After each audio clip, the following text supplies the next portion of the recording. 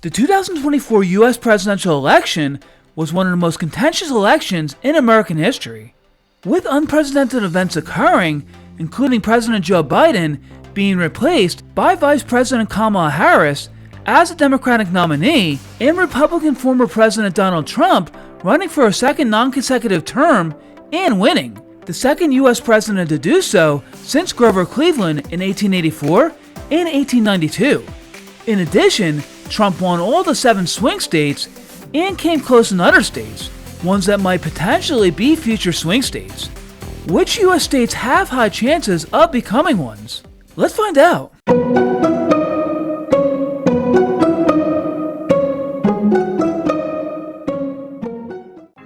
American politics is undoubtedly polarizing and entertaining at the same time. Only 20 years ago, presidential elections were mundane, as a typical Democrat would run against a typical Republican. One or the other would win, and governmental affairs would go on as usual. Then in 2015, businessman Donald Trump announced he was running as a Republican for the 2016 election, promoting a populist agenda that resonated with Americans.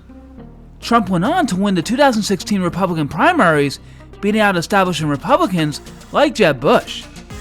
Then on November 8, 2016, Trump won the general election in a huge upset over Democratic candidate Hillary Clinton. He won the Electoral College with the help of 3 states: Wisconsin, Michigan, and Pennsylvania. But in 2020, Trump lost the general election to Democrat Joe Biden, who won back those states and then some, including Arizona and Georgia. There was a lot of controversy associated with this election, including allegations of election fraud from mail-in ballots, as this election was smack dab in the middle of the COVID-19 pandemic. Ultimately, Biden was sworn in as the 46th president on January 20th, 2021. And over the next 3 years, things became even more dividing. By 2024, Biden's popularity was dramatically waning due to his domestic and international agendas, as well as issues about his age and mental fitness, especially after his poor performance in a June debate with Trump.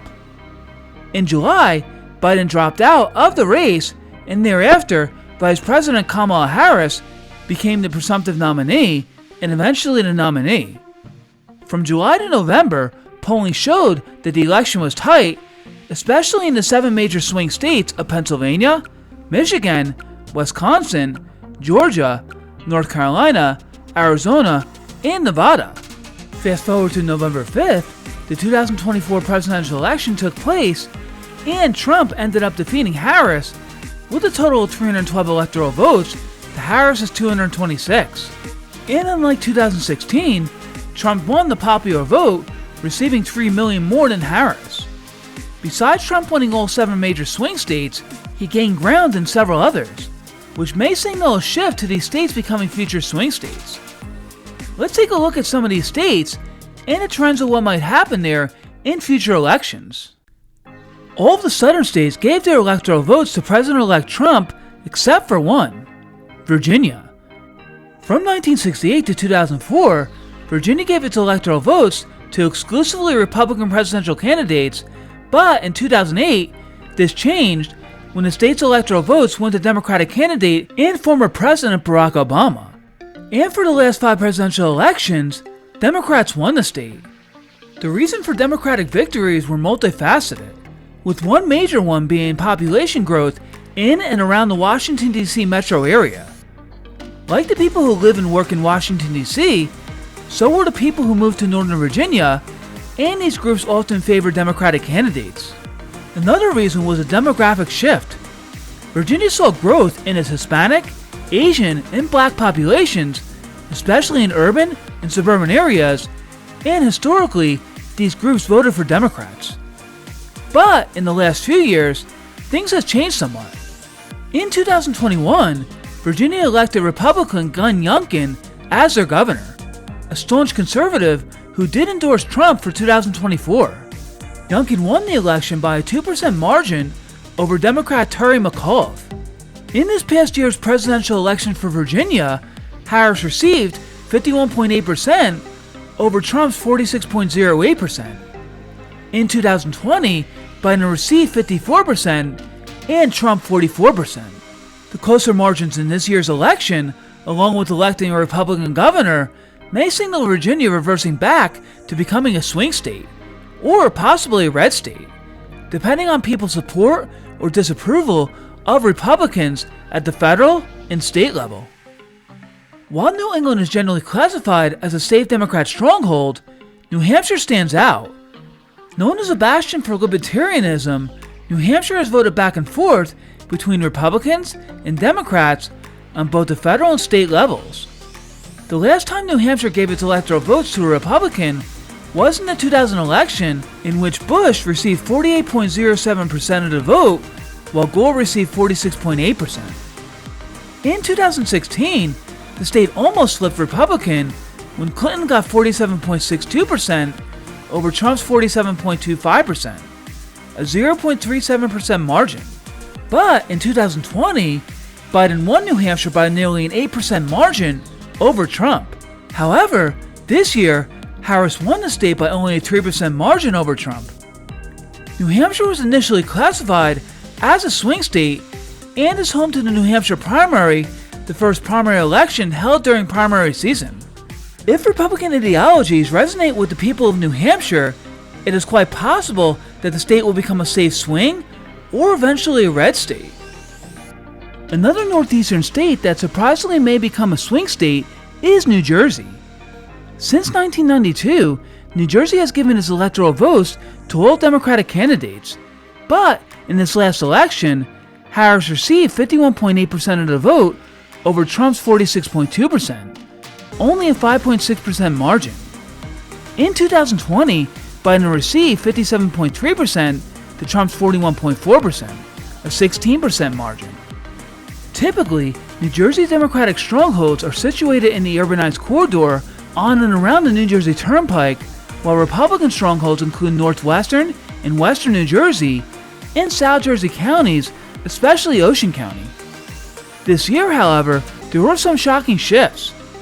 Passaic County, who voted Democratically in presidential elections since 1996, voted Republican, with Passaic, a community with a 71% Hispanic population, giving 53% of their vote to Trump. Passaic also has a sizable Orthodox Jewish population who also overwhelmingly voted Republican. In the last couple of years, Hispanics have become increasingly more conservative. One reason is that many Hispanics appreciated Trump's emphasis on economic growth, job creation, and tax cuts. For those in industries like construction, energy, or small business, Trump's policies were seen as beneficial. Another reason is associated with illegal immigration. While many illegal immigrants have entered the United States from Latin America, many legal Hispanic voters supported stricter enforcement of immigration laws.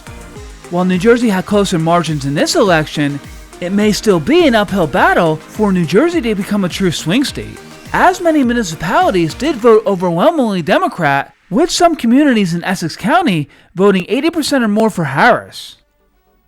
In the desert Southwest, New Mexico had nearly identical percentages to New Jersey, with Harris receiving 51.85% of the vote over Trump's 45.85%.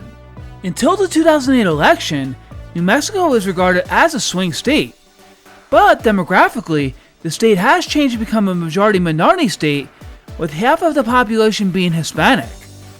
At the time when this was happening, Hispanics voted overwhelmingly for Democratic candidates, which is why it became bluer during federal elections. However, Trump did gain traction in New Mexico for 2024. In 2020, there was a nearly 11% margin between Biden and Trump, but this year, the margin shrank to 6%.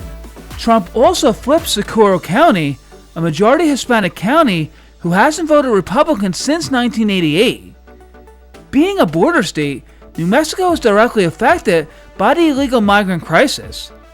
Legal Hispanic voters' top issues were illegal immigration, crime, and inflation, all of which Trump said he'd address if elected. If these issues are aggressively addressed by the Trump administration, there is a chance that New Mexico will become a swing state in future elections. The 2024 US presidential election not only reshaped the political landscape, but also raised questions about the future of swing states in America. The narrowing margins in traditionally Democratic states like Virginia, New Hampshire, New Jersey, and New Mexico suggest potential shifts in voter dynamics influenced by factors such as economic policies, immigration, and demographic changes.